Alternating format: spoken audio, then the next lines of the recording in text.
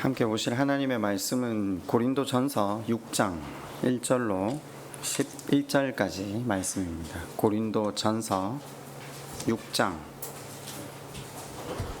1절부터 11절 말씀입니다.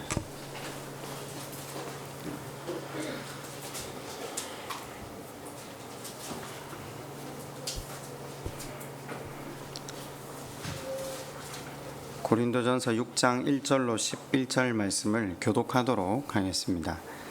너희 중에 누가 다른 이와 더불어 다툼이 있는데 구태여 불의한 자들 앞에서 고발하고 성도 앞에서 하지 아니하느냐.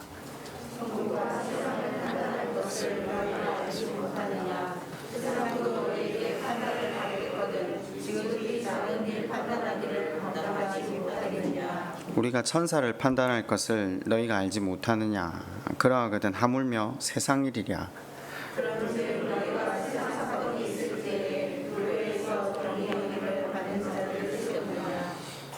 내가 너희를 부끄럽게 하려 하여 이 말을 하노니 너희 가운데 그 형제 간의 일을 판단할 만한 지혜 있는 자가 이같이 하나도 없느냐. 형제가 형제와 더불어 고발할 뿐더러 너희가 피차 고발함으로 너희 가운데 이미 뚜렷한 허물이 있나니 차라리 불의를 당하는 것이 낫지 아니하며 차라리 속는 것이 낫지 아니하냐.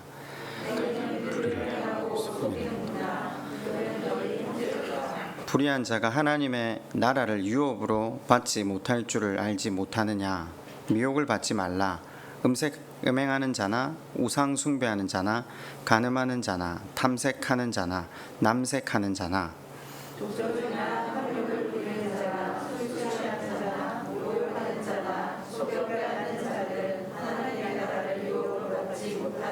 함께 봅니다.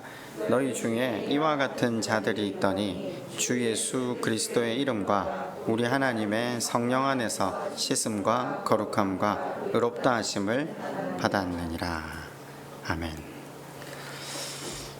계속 야고보서를 살피는 중에 두 마음에 대해서 상고해 보았고, 그 두 마음이 구체적으로 하나는 굳은 마음, 또 하나는 부드러운 마음. 그걸 신약 성경은 산자와 죽은 자 혹은 깨어 있는 자로 표현을 하기도 했었더랬죠. 굳어진 마음이 왜 무섭냐면요, 하나님 나라를 이룰 수 없기 때문입니다. 네. 예수님께서 계속 반복해서 말씀하시는데 이미 구원이 주어졌지만 굳어진 마음으로 살면 하나님 나라를 이룰 수 없다라고 예수님이 다시 말씀하시거든요. 그런데 이게 더 무서운 이유 한 가지는 마음이 굳어진 사람은 자기 자신이 굳어져 있는지를 알 수 없다라고 했습니다. 그걸 볼 수 있는 유일한 수단이 말씀인데, 말씀이라는 거울 앞에 서서 자신을 볼 수 있어야 하는데, 말씀이라는 거울 앞에 설 때마다 누굴 보느냐면요, 말씀대로 살지 않는 다른 사람들을 보거든요. 그게 굳은 마음입니다. 굳은 마음으로 살아서는 하나님 나라를 이룰 수 없다라고 주님이 말씀하시고 또 말씀하시지만, 우리는 어떤 마음이냐면요, 그런 마음이죠. 한번 구원을 받았다고 하는데 구원이 취소될 수 있냐? 그건 신학이고요. 성경은 예수님이 반복해서 말씀하십니다.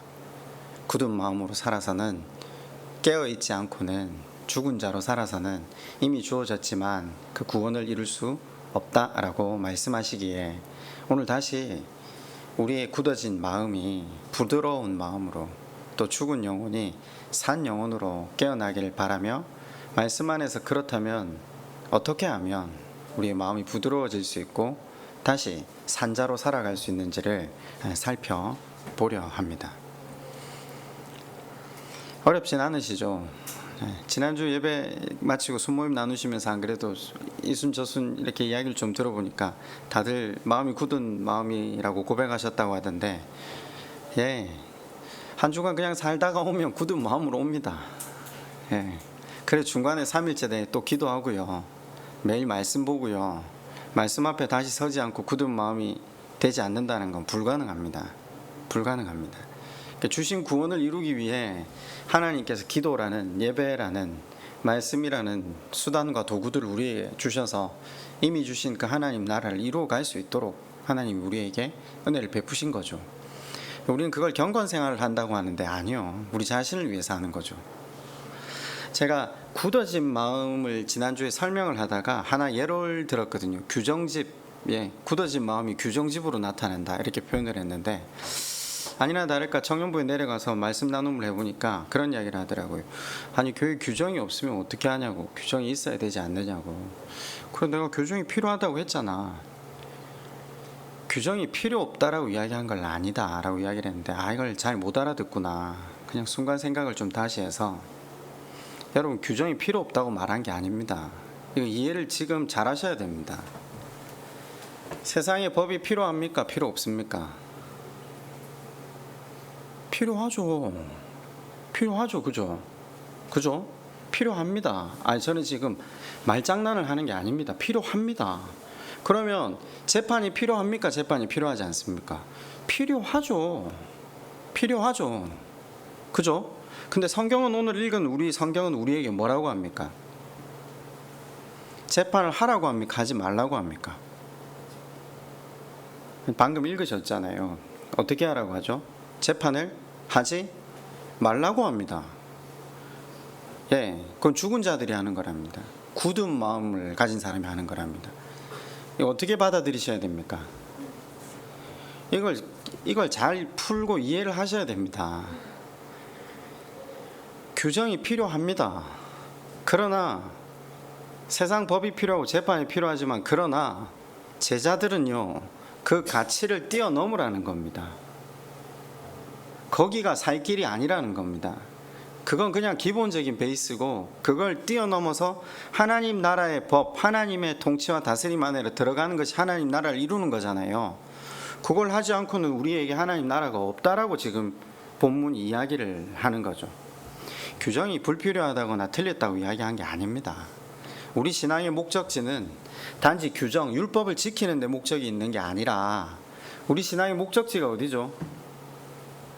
원수를 사랑하는 데 있잖아요. 그죠? 받은 은혜와 사랑을 흘려보내는 그 논리로 사는 삶에 있다는 거죠. 교회 안에 세워진 규정이 효율성과 합리성을 따라 세워지긴 했지만, 그것도 말씀을 따라 세워졌거든요. 분명히 맞아요. 예를 하나 들어볼까요? 말씀을 따라 세운 규정이 이를테면 이런 거죠. 눈에는 눈, 이에는 이. 이게 규정입니다. 상대방이 눈 하나를 뽑았으면 하나만 뽑아라는 겁니다. 이빨을 하나 내려앉혔으면 하나만 내려앉추라는 거죠. 왜 성경에 그런 규정이 있죠? 인간의 악함을 아시는 하나님께서 형제를 보호하려고, 인간의 분노와 원망과 억울함은 눈이 하나가 뽑히면 상대를 죽여야 풀리거든요. 그래서 눈에는 눈 하나, 이에는 이 하나. 그런데 목표 지점이 규정을 지키는 겁니까? 율법을 지키는 겁니까? 아닙니다.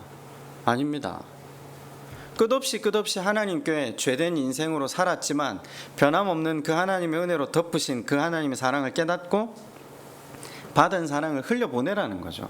그래서 신약 성경에는 어떻게 말합니까? 왼밤 맞으면 오른밤도 돌려대라. 원수를 사랑하라. 이게 제자도입니다.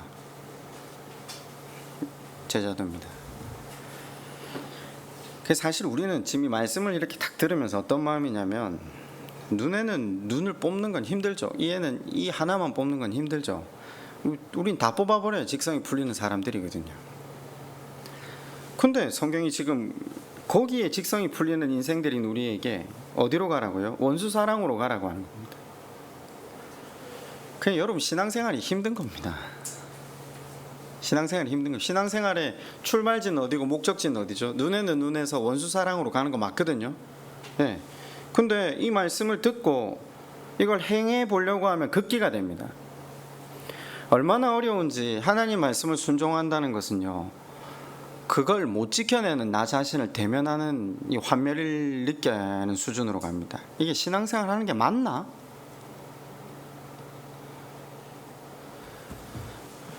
근데 주님이 오셔서 뭐라고 하십니까? 내 멍에는 쉽고 가볍대요. 아니, 지금 기절 초풍할 노릇이에요. 이걸 삶에 순종해낸다는 게 불가능한 수준인데 예수님 오셔가지고 지금 우리 속도 모르고 쉽고 가볍대요. 그래 옆에 돌아보니까 또 되는 사람이 있는 것 같네요. 그죠? 왜냐하면 간증을 하니까요. 그래 자기처럼 그렇게 살면 복도 받는데요. 근데 예수님이 그 사람들 보고 뭐라고 하시죠? 바리새인과 서기관들아, 이 사람들은 자기 극기로 원수사랑, 금식, 경건생활을 하고 있거든요. 아니 잘하는 거잖아요. 열심으로 하는 거잖아요. 그걸 틀렸다라고 이야기하는 게 아니에요. 해야 되거든요. 가는 게 맞아요. 그걸로. 근데 하고 있는데 예수님 가서 뭐라고 하시죠? 독사의 자식들아, 너희에겐 하나님 나라가 없다라고 하세요. 뭐라고 하시냐면 마태복음 같은 경우는 산상설교에서 마지막에 뭐라고 하죠? 나더러 주여 주여 한 자나 내 이름으로 권능과 이사를 베풀고 기적을 베푼다 할지라도 너희는 나와 상관이 없다. 그 어려운 말씀을 순종하려고 겨우겨우 애를 쓰고 도달해서 살아가고 있는데 지금 뭔 소리를 하시는 겁니까? 예수님이 무슨 말입니까? 뭐가 빠졌다고요? 뭐가 빠졌다고요? 상한 심령, 항복, 자기 부인, 이게 빠진 거죠. 가는 길은 맞습니다. 눈에서 원수 사랑으로 가는 길이 맞는데 자기 자신의 의나 공로로 가는 게 아니라 내 죄인됨을 깨닫고, 내 죄인됨을 깨닫고 그런 나를 위해 죽으신 예수 그리스도의 십자가가 너무나도 사무치고 또 사무치고 또 사무쳐서 송구해서, 그죠? 송구로 끝나는 게 기독교 신앙이 아닙니다. 상한 심령으로 끝나는 게 기독교 신앙이 아닙니다. 신약으로 오시면 이제 뭐가 더 필요하다? 제가 송구와 감사, 감사가 이제 가는 겁니다. 감사는 그분에게로 받은 은혜를 흘려 보내는 겁니다. 그분의 논리로 살아가는 겁니다. 그게 제자도입니다. 하나님의 통치 아래 살아가는 겁니다. 눈에는 눈에서 원수를 사랑하라로 다들 가고 계시잖아요. 대부분 교회가 간다니까요. 전부 다 간다니까요. 빠진 게 있다는 거죠. 대부분 교회가 어떻게 가죠? 도덕과 윤리, 옳음과 그름으로 가는 겁니다. 맞는 것 같은데 주님이 틀렸다고 합니다. 그건 의인으로 가는 겁니다. 의인으로 가는 게 아니라 의인으로 가는 겁니다. 그죠? 나의 옳고 그름과 도덕적인 윤리적인 의로 가는 게 아니라 하나님 앞에 소망 없음, 예수 그리스도의 십자가만을 의지하는 그 의로 가는 거죠. 아시다시피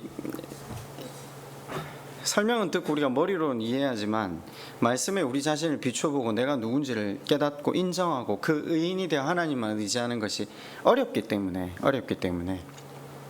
하나님께서는 하나님의 지혜대로 우리 인생의 시련, 광야를 펼치십니다.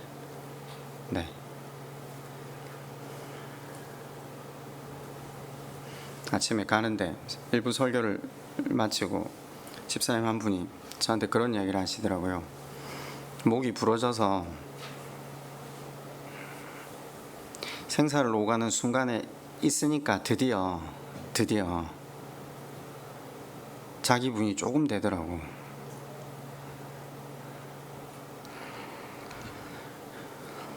시련과 강야가 없으면 우리가 살 수 없다는 거죠. 그래서 야고보서나 로마서의 사도 바울은 뭐라고 합니까? 기뻐하라. 여러분, 이게 기뻐서 기뻐하라는 게 아니라 살았다는 겁니다. 그 길로 가야지 산다는 겁니다. 가고 계신 길이 보이십니까? 그럼 지금 제가 규정에 대해서 이야기했던 의미가 좀 와닿으십니까? 지금 우린 규정을 지키는 수준에서 멈추는 게 아니라는 겁니다. 재판을 해야 됩니까? 하지 말아야 됩니까? 성경은 분명히 뭐라고 하죠? 하지 말라고 합니다. 재판이 필요 없다고 말한 게 아닙니다. 규정이 필요 없다고 이야기하지 않습니다. 값없는 은혜를 받은 자임을 깨닫는다면 세상 법대로 살아가는 것을 멈추고 하나님 법대로 나오라는 겁니다. 그게 우리한테 주어진 미션입니다. 2008년 4월 25일에 한국의 모든 신문들이 동일한 사건을 하나 보도했습니다. 그 전날 있었던 법원 판결이었는데 울산 울주군에 있었던 한 교회에서 담임 목사 청빙 문제를 두고 교인들이 싸운 거죠. 싸우다가 처음에 말다툼했는데 뒤에 이제 폭행이 오고 가면서 이게 민사에서 형사로 이제 번진 겁니다. 쌍방이 서로 치료비를 청구한 사건이었는데 이제 이게 신문기사에 나왔죠. 그 판결문이 이 재판을 맡았던 김은구 판사님이 이분이 아마 기독교이신 것 같아요. 어떻게 하면 이 법적으로 문제를 풀면 교회가 갈라질 게 뻔하니까 이분이 이제 한 가지 생각을 하신 거죠. 재판 기록과 함께 성경책을 들고 올라가셔가지고 그날 이제 교인들이 편을 갈라서 앉아 있는 중간에 원고를 불러서 원고에게 성경의 한 부분을 소리를 내어서 읽게 한 거죠. 법정에서. 그죠? 오늘 우리가 지금 읽은 고린도전서 6장 1절에서 11절이었습니다. 이 말씀이 원고 피고는 물론이고 법정에 앉아있던 모든 교인들의 마음을 움직인 거죠. 아, 세상 법정에서 지금 이걸 다투고 있는 것이 성경의 가르침에 어긋난다. 성경을 읽고 나서 모든 성도들이 부끄러워졌다. 그 쌍방이 제기했던 소송을 취하했습니다. 이 기사가 뭐라고 났냐면 한국의 솔로몬의 재판 이렇게 났는데, 이 사람들은 세상 법을 따라서 마땅히 취해야 할 바를 행한 거잖아요. 맞았으니까. 그죠? 치료비 청구하고 고소하는 거잖아요. 규정을 따라서 행동한 거거든요. 이제 한번 여쭤봅시다. 이 사람들은 죽은 사람입니까? 산 사람입니까? 부드러운 사람입니까? 굳은 사람입니까? 그럼 지금 아까 울주군의 이 교회 교인들은 굳은 마음일까요? 부드러운 마음일까요? 산 자일까요? 죽은 자일까요? 믿는 자도 싸울 수 있습니다. 애초에 신앙의 방향이 이쪽임을 깨닫고 살면 좋은데, 우리 자주 그렇잖아요. 주일 예배 드리고 문 열고 나가면 또 내가 하나님 위에 서거든요. 그럼 내 감정이 우선시되고 내가 옳다고 생각하는 대로 움직이거든요. 소송을 안 하면 좋지만 다시 말씀 앞에 돌아왔을 때 마음이 부드러워져서 하나님 원하시는 게 이게 아니구나 깨닫고 부끄러움을 느끼고 취했던 소송을 취하한다. 이건 살아있다는 증거입니다. 부드럽다는 증거입니다. 굳지 않았다는 겁니다. 아마 이분들이 이 소를 취하했다고 해서 억울함이나 아픔이나 이 다툼으로 인해 번진 이 분쟁이, 상처가 치유되거나 바로 아물지는 않을 겁니다. 교회로 돌아가자마자 여전히 앞에서부터 다투어왔던 그 모든 문제들은 그대로 쌓여 있을 겁니다. 그러니까 원칙대로라면요, 억울함을 풀려면 끝까지 가야 됩니다. 그잖아요. 끝까지 소송해서 치료비 받아내고 내가 옳았다는 걸 증명해내야 됩니다. 근데 그렇게 하면 뭐가 된다고요? 죽은 자래요. 성경은 굳은 마음이래요. 자기를 증명하고 자기 결백함과 자기 드러내기를 세상 앞에서 하나님과 교회 욕먹이면서까지 했던 그 사람을 성경은 굳은 마음, 죽은 사람. 굳은 마음을 다시 한번 정의해 볼까요? 자기의와 자기 옳음이 증명되는 것. 이게 다른 무엇보다 굳은 마음을 가진 사람의 특징입니다. 성경은 이런 걸 십자가 아래 내려놓을 줄 아는 것, 자기에 대해서는 죽고 하나님께로 산 사람들, 그러니까 교회와 하나님 영광을 위해 살아가는 사람들. 여러분, 어떻게 하면 이걸 내려놓을 수 있겠습니까? 어떻게 하면 하나님 영광, 교회 영광을 위해 살아갈 수 있겠습니까? 이걸 배우자는 겁니다. 이걸 배워야 부드러운 마음, 굳은 마음이 아니라 깨어있는 사람으로서 살아가게 되겠죠. 그럼 한번 이 고린도전서 6장 한번 다시 보실래요? 우리가 지금 오늘 읽은 6장 1절부터 11절은 그 단락이 어떤 내용이죠? 송사하지 말라, 재판하지 말라잖아요. 그죠? 제목이 적혀 있으니까 아예. 자 보세요. 그런데 그 앞에 내용이 뭐죠? 6장 앞에는 몇 장이죠? 5장 내용은 뭐죠? 그냥 보이시면 딱 보이시지 않습니까? 음행, 그죠? 음행인데 어느 정도 수준 음행입니까? 아버지 아내를 취한 음행, 그죠? 자, 음행. 자, 그거 보지 마시고요. 지금 제가 보라는 거 문맥을 보자는 겁니다. 음행. 그리고 중간에 6장 1절부터 11절까지 뭐 있죠? 재판하지 말라. 그 밑에 또 뭐 나오죠? 12절부터 창녀와 합하는 것. 그러니까 몸의 음란 이야기 또 하죠. 자, 이제 거기 한번 들어보십시오. 지금 고린도 전후서가 가지고 있는 주제는 뭐냐면요, 종말론과 교회론이거든요. 종말을 사는 성도들의 삶, 종말론적 삶을 사는 것이 무엇인가 하나, 참 교회됨이 무엇인가 둘, 이거거든요. 사실 다 배우셨어요. 제가 설교를 한참 많이 했거든요. 교인이 살아가야 하는 종말론적인 삶이 뭐죠? 대답을 아무도 못하실 거라고 생각은 했는데 일단 마음속으로라도 대답하실 수 있는 분이 있었으면 좋겠어요. 설교를 많이 했어요. 숙제를 시키는 이유가 뭔지 아십니까? 적으면 다시 잊어버리지 않아요. 적으면 다시 잊어버리지 않는데 안 적으면 잊어버려요. 그럼 다시 해야 돼요. 종말론적 삶이 제자도거든요. 근데 지금 모르시니까 지금 다시 설명을 한번 해볼게요. 안 정리하시면 계속해서 잊어버리고 또 다시 들어야 돼요. 그럼 앞에 무슨 이야기 했냐? 아니요, 지금 그러시면 안 돼요. 고린도 전후서 주제가 뭐라고요? 종말론적인 삶. 종말론적인 삶이 뭐죠? 뭐죠? 지금 그 이야기를 하려고 하는 거예요. 그래서 음란, 재판하지 말라, 또 음란, 이게 전혀 다른 주제잖아요. 그렇잖아요. 완전히 다른 주제잖아요. 다른 주제인데 세상의 법정에 서로를 끌고 가는 문제를 여기 끄집어 들인 이유가 뭐냐면요, 그게 음행 문제나 다를 바 없다, 이 이야기를 하려고 하는 거예요. 아버지의 아내를 취한 일과 세상의 법정에 가서 재판하려고 하는 이 일이 똑같은 일이라는 거예요. 영적으로는. 무슨 말입니까? 사도 바울은 음행하지 않고, 재판하지 않고 주님의 몸된 교회의 성도답게 종말론적인 삶을 사는 사람, 그 사람이 부드러운 사람, 그 사람이 살아있는 사람이라는 원리를, 제자로서의 살아가는 원리를 가르치려고 한다는 거죠.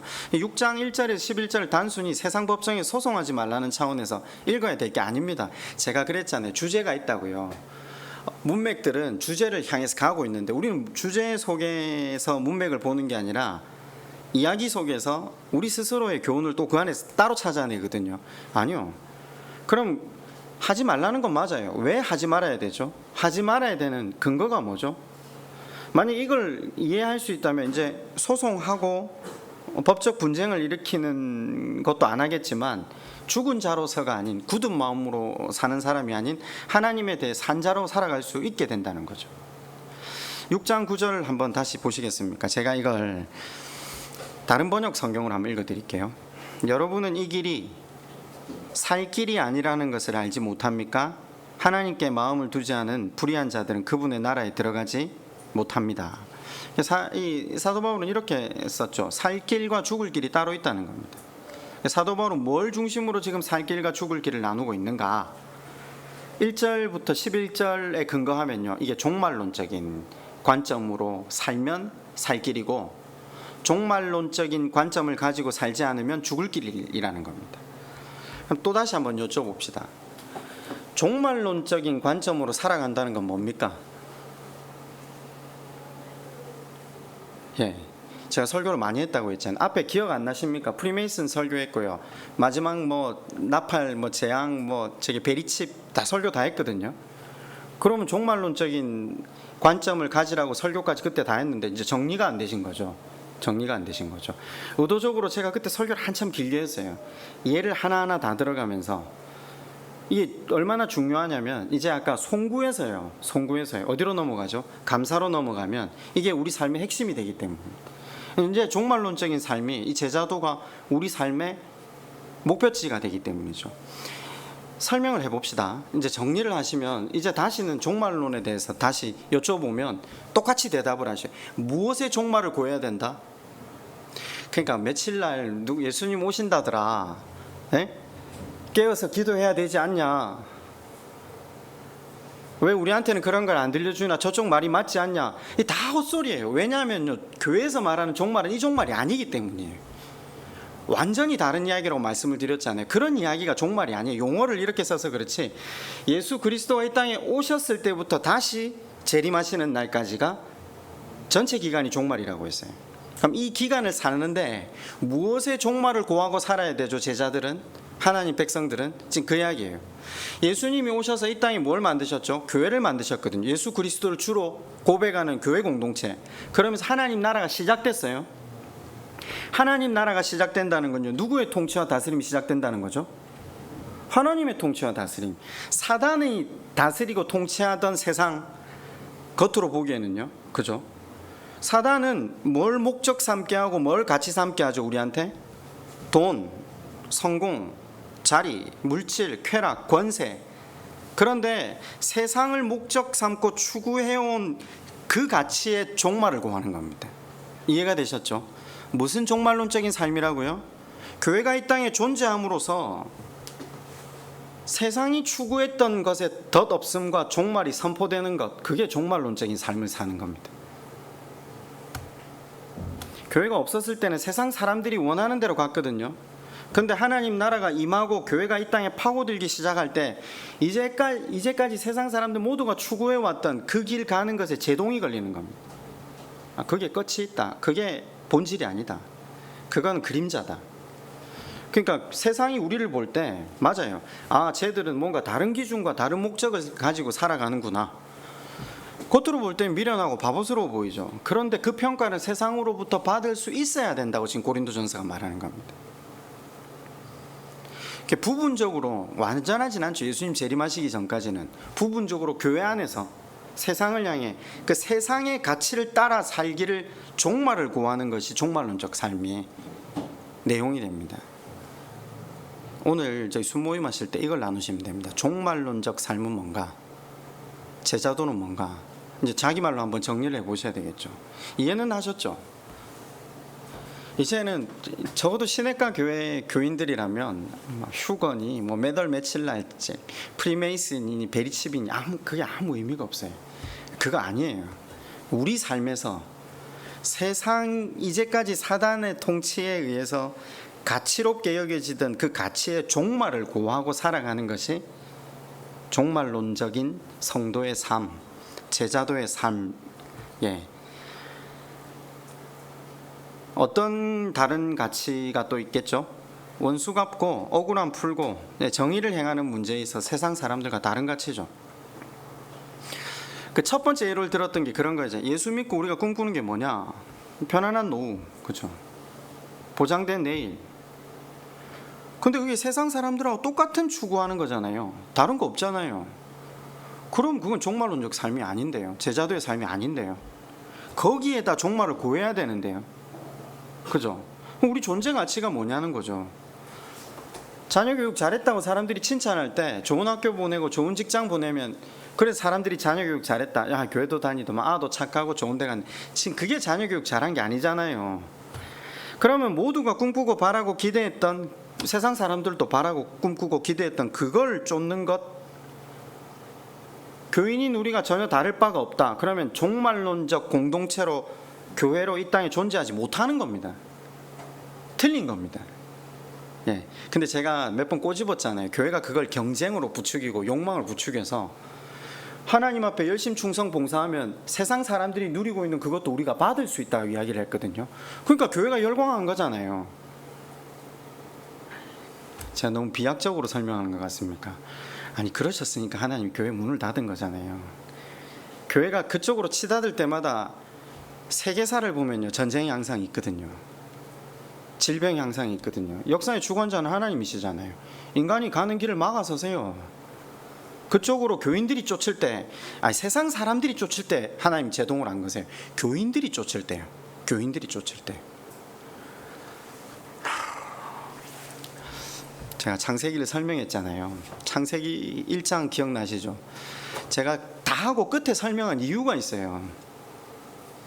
창세기는 창세기가 어떻게, 세상이 어떻게 창조됐나 이걸 이야기하려고 하는 게 아니라니까요. 수도 없이 말씀드렸잖아요. 보시기에 좋았더라, 보시기에 좋았더라, 보시기에 좋았더라. 이걸 7번 해요. 그게 뭐라고요? 토브, 선이라고요. 뭐가 선이죠? 하나님이 선이요. 하나님 기준이라고 하는 거죠. 해는 여기, 달은 여기, 땅은 여기, 물은 여기. 자, 이건 기준. 그게 왜요? 그러면서 하나님이 최고의 첫 번째 기준을 뭘로 세우시죠? 결혼. 그 다음 뭐죠? 그게 사실은 창세기 서두에 땅을 경작하고 수고해야 사람이 먹고 살 수 있는 일. 우리는 그걸 저주받았다고 생각하는데 아니에요. 하나님 저주하지 않으세요. 땅이 엉겅퀴를 내고 가시덤불을 내는 일. 두 가지가 하나님이 기준이래요. 토브. 뭐 하시게요? 하나님 나라 이루시기 위해서요. 말씀하셨잖아요. 제가 그걸 설명을 했거든요. 그게 하나님 기준이래. 근데 우리는 요즘 어떻게 하죠? 교회를 믿건 교회를 안 다니건 간에 내가 싫으면 수도받는 거예요. 하나님 우리를 빚으실 수가 없다니까요. 없어요, 하나님이. 그걸 하나님 세우신 기준이라고 아무리 이야기를 해도 종말론적인 삶을 사는 사람들은 맞습니다. 그게 하나님 가치입니다. 하나님께서 그걸 통해서 나의 구원을 이루십니다. 그게 설령 내 광야라 할지라도 네, 가겠습니다. 이게 지금 제자도라니까요. 근데 할 수 있잖아요. 얼마든지 이거 때려치울 수 있어요. 그만둘 수 있거든요. 멈춰버릴 수 있잖아요. 우리는요. 자유의지가 있으니까요. 그게 무슨, 세상 사람들은 다 그렇게 이야기하잖아요. 야, 안 맞으면 헤어져. 그죠? 비전이 없으면 그만둬. 그거 안 해도 먹고 살 거 없어? 다 그렇게 이야기하잖아요. 아니요, 하나님은 일과 결혼을 당신이 세우신 기준이래, 제도라고 창세기 첫 서두에 그걸 밝히시, 거기가 핵심이라니까요. 그걸 통해서 우리를 빚으시겠대요. 근데 지금은 그 생각 없잖아요. 우리 생각과 딱 다르면 우리는 안 하겠대요. 세상 사람들이 하지 말래요. 예.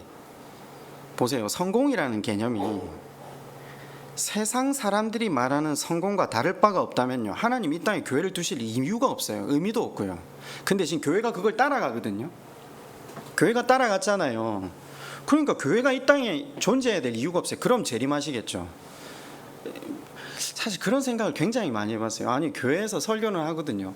눈에는 눈에서 원수를 사랑하라. 근데 여기 전부 다 자기 의로 가거든요. 그러면 바리새인과 서기관이 될 건 뻔한데 아무도 거기에 브레이크를 안 걸어요. 더 열심히 하자고요. 더 충성 봉사해서 더 큰 교회와 더 아름다운 교회를 세우자고요. 근데 주님은 그 교회가 거짓말이라고 하잖아요. 여호와의 전이라, 여호와의 전이라, 여호와의 전이라, 거짓말하지 말자 이야기를 하거든요. 만약에 교회가 이걸 브레이크를 걸지 않고 계속 이 길로 간다, 그럼 하나님 그대로 내어버려 두시는 거잖아요. 그래서 우리는 한 브레이크가 걸렸고 다시 우리가 뭘 잘못했지? 우리가 뭐가 빠졌지? 이걸 돌아보고 있는 중이거든요. 세상 사람들이 바라는 그 성공을 기독교를 통해서, 그 예수님을 사용해서 기도와 금식, 헌신, 헌금, 경건한 삶이라는 도구로 얻어내려고 했다면 기독교 아닙니다. 반대길입니다. 근데 목사가 그걸 몰라요. 그럼 말 다인 거죠. 하나님은 분명히 정반대되는 길로 걸어오라고 성경을 통해 계속 밝히잖아요. 하나님 받으시고자 하는 예배가 뭐죠? 예배는 그걸 얻어내려고 드리는 게 아니라 로마서 12장 1절에 보면 산제물로 나오라. 산제물로 나오라. 이 땅에서 제사장으로 세워지는 것이 목표라는 거죠. 산제물이 되는 게 뭐죠? 억울한 일 당하는 거죠. 손해보는 거죠. 근데 그거 어떻게 해요? 소송해야죠. 그죠? 멱살을 잡아야죠. 근데 교회는 다르다는 겁니다. 종말론적 삶을 사는 사람은 달라야 된다는 거죠. 교인들끼리 뭐 그래서는 안 되는데 금전적 거래를 했다 칩시다. 못 갚는다. 그러면 어떻게 하라고 합니까? 오늘 본문 7절 말씀을 보시면 이렇게 돼 있죠. 차라리 불의를 당하는 것이 낫지 않느냐? 차라리 속는 것이 낫지 않느냐? 무슨 말이죠? 빌려줄 때는 받을 생각을 하지 말고 빌려주라는 거죠. 쉽게 말하면 받아도 좋고, 못 받으면 그만이다. 종말론적 관점. 네. 왜요? 천국 가서 얼굴 봐야 되거든요. 계속 관계. 예수님은 여기서 한 걸음 더 뛰세요. 겉옷을 달라 하는 자에게 속옷을 내어주라. 오리를 가자 하면 심리를 가라. 구고자 하는 자에게 거절하지 말라. 주는 자가 받는 자보다 복이 있다. 내가 너희를 위하여 목숨을 버린 것 같이 너희 형제를 위하여 목숨을 버리는 것이 마땅하다. 근데 이게 어째 가능합니까? 예? 세상에 찌들어 사는데 우리가, 세상에 찌들어 사는 우리한테 이게 씨나 먹히는 말입니까? 안 됩니다. 이거 세상에 찌들어 살면 못 갑니다. 세상과 반대되는 길 못 갑니다. 그래서 여러분 3일마다 기도하러 나오는 겁니다. 그래서 예배 드리는 겁니다. 우리는 조금만 그대로 두면 굳거든요. 그대로 두면, 가만히 두면, 아무것도 안 하면 굳어요. 세상의 논리와 가치대로 가거든요. 말씀 앞에 다시 나와서 내 본질을 다시 대면하는 겁니다. 그리고 이런 나를 향한 하나님의 은혜를 절감하지 않고는 세상의 종말을 구하는 종말론적 공동체로 존재할 수는 없습니다. 불가능합니다. 안 그렇습니까? 세상에 찌들지 말아야 되는데 세상에 찌들어서 교회 나오는 게 구조조정되는 세월을 살고 있잖아요. 말씀, 기도, 나눔, 그리스도 안에 있어야 됩니다. 주님의 음성이 들려야 되잖아요. 너 억울하지? 그 원수 내가 갚을게. 그러나 너는 산 제물로 일단 희생해. 안 들립니다. 찌들어 있으면요. 네가 아니라 그 인간들이 잘못했다는 건 나 알고 있다. 너에 대해서 오해하고 잘못 말하고 있는 것도 내가 안다. 하지만 너는 용서는 물론이고 그들의 잘못을 위해서 빌어주고 제사 드려주는 제사장으로 역할을 해라. 욥에게 했던 거잖아요. 욥도 옳지 않았지만, 우리도 옳지 않지만, 친구들이 자기를 잘못 알고 하나님에 대해 잘못 이야기한 거에 대해서 제사 드려주라. 종말론적 관점으로 살아간다면요, 욱하는 마음으로 법정까지는 일단 갈 수 있는 것 같아요. 우리 감정이 그걸 못 받아들일 때가 있거든요. 그러나 다시 교회 나와서 예배드리면 하나님이 나 같은 인생에게 베풀어 주시는 은혜가 얼마나 큰가를 깨닫는다면 소송을 취해야 되는 거죠. 그럴 수 있는 사람들이 어떤 사람들이라고요? 산자.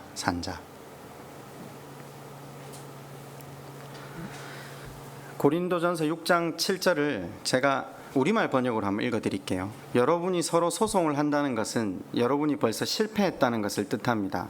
왜 차라리 억울한 일을 당해주지 못합니까? 왜 차라리 속아주지 못합니까? 소송을 제기하는 것부터가 실패라는 겁니다. 누가 이기고 지고 상관없이 둘 다 실패라는 거죠. 여러분 이제 교회 안에 규정이 필요합니까? 이런 질문 자체가 필요 없다는 거 아시겠죠? 재판하지 말래요. 우리가 규정을 뛰어넘어서 살아래요.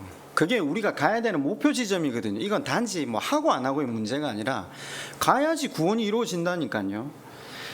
저는 2년 반에 걸쳐 신약 설교를 했습니다.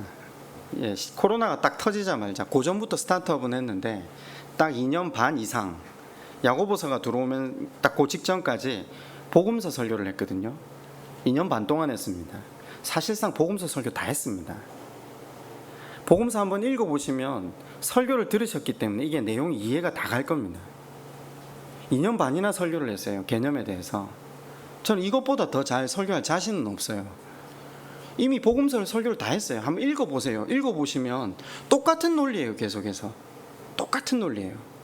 너희 논리대로 살길 포기해. 억울해? 너희 먹을 것 입을 것 책임질게. 아니 영원한 나라까지 다 책임질 테니까 내 논리로 따라 나오지 않을래? 이 복음서가 계속 반복되는 이야기입니다. 오늘 서신서에서는 똑같은 이야기죠. 이제는 하나님 나라를 이루어가기 위해서 종말론적 관점으로 나오지 않으면 서신서는 강력하게 이야기합니다. 너희에게 구원이 없다. 너희는 죽은 자다. 라고 이야기를 합니다. 근데 여기다 대고 한번 구원받은 사람들은 구원이 취소될 수 없다던데 그냥 살던 대로 살지. 그건 대단한 용기입니다. 그건 정말 대단한 용기입니다. 차라리 그래 가보시라니까요. 제가 지난주 수요일에 설교 꼭 한번 들어보십시오. 꼭 한번 들어보십시오. 제가 그래 갔다니까요. 가면요 찢어져요. 인생이 찢어지거든요. 내가 찢은 거잖아요. 내가 가서 찢긴 거거든요. 근데 우리 하나님이 이렇게 해두셨어요. 내가 찢었으나 싸매리라. 하나님 찢으신 거 아니에요. 내가 찢은 거예요. 내가 하나님 등에 칼 꽂고 돌아서 세상으로 간 거거든요. 나는 아무리 봐도 하나님 논리로 살아서는 이 땅에서 먹고 살기가 힘들 것 같아요.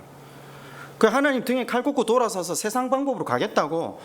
근데 또 교회를 안 나가는 것까지는 좀 애매하더라고요. 근데 이거 어차피 가는 김에 교회도 나가자. 깔끔하게 세상으로 돌아섰다니까요.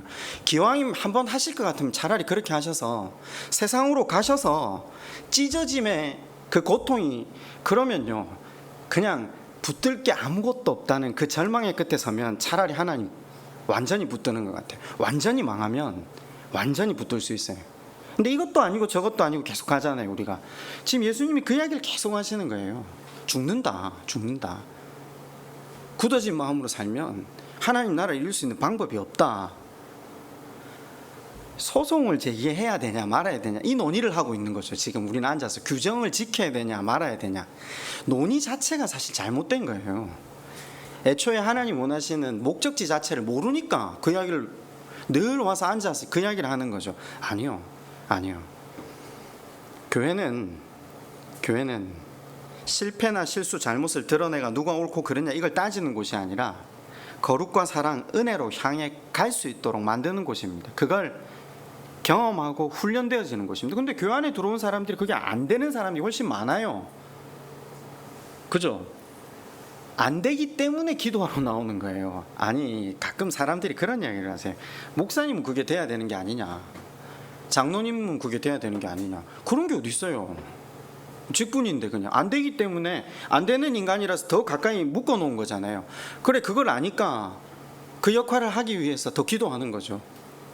하나님 저 안 됩니다. 안 되니까 될 수 있도록 은혜를 내려주십시오. 그러면 하나님이 어떤 은혜를 내려주시냐면요, 그 엄청 처절해요. 제가 집사람한테 제일 많이 듣는 이야기가 한숨 쉬지 말라는 거거든요. 그러니까 왜 한숨을 쉬냐면요, 순간순간 깨달아지는 거죠. 어떤 존재로 살아왔는가, 내가 어떤 인간인가, 이게 순간순간 깨달아진다니까요. 그게 사실 한숨 정도가 아니라 절망 그냥 그 자체. 밥 먹다가도 한숨 쉬고 자다가도 한숨 쉬고 길 걸어가다가도 한숨 쉬고 이 절망이에요. 그냥 절망. 그럼 뭐밖에 붙들 게 없습니까? 하나님밖에 붙들 게 없어요. 우리는 이걸 은혜라고 하죠. 은혜라고. 말씀을 통해서뿐만 아니라 매 순간순간 하나님 그분이 내게 베푸시는 은혜가 어떤 건지를 깨닫게 하시는 거죠. 그럼 갈 수밖에 없어요. 이걸 선택하고 자시고 의지를 드리고 결단 이런 거 필요 없어요. 그냥 가져요. 예. 여러분 뭐에 대해서 살고 뭐에 대해서 죽어야 되는지 지금 우리가 들었잖아요. 우리 다 지기 싫어하고 억울한 거 싫어하거든요. 아니요, 그런 예배 하나님 안 받으신다니까요. 그 삶도 그 아무리 열심히 하고 아무리 최선을 다한들 그 자기 부인이 없는 그 내용 없는 경건의 생활 하나님과 무관하다니까요. 세상은 속으면 바보라고 하거든요. 알고 당하면 더 바보다라 이야기하잖아요. 근데 성경은 뭐라고 합니까? 불이익 당하고 속고 알고도 속아주고 모르고도 속아라. 그래서 살아있는 자가 되라, 깨어있는 자가 되라, 부드러운 자가 되라, 산자가 되라. 예. 형제 안에서 바보가 좀 되면 어떻습니까? 그죠? 종말론적 공동체인데. 말씀을 맺겠습니다.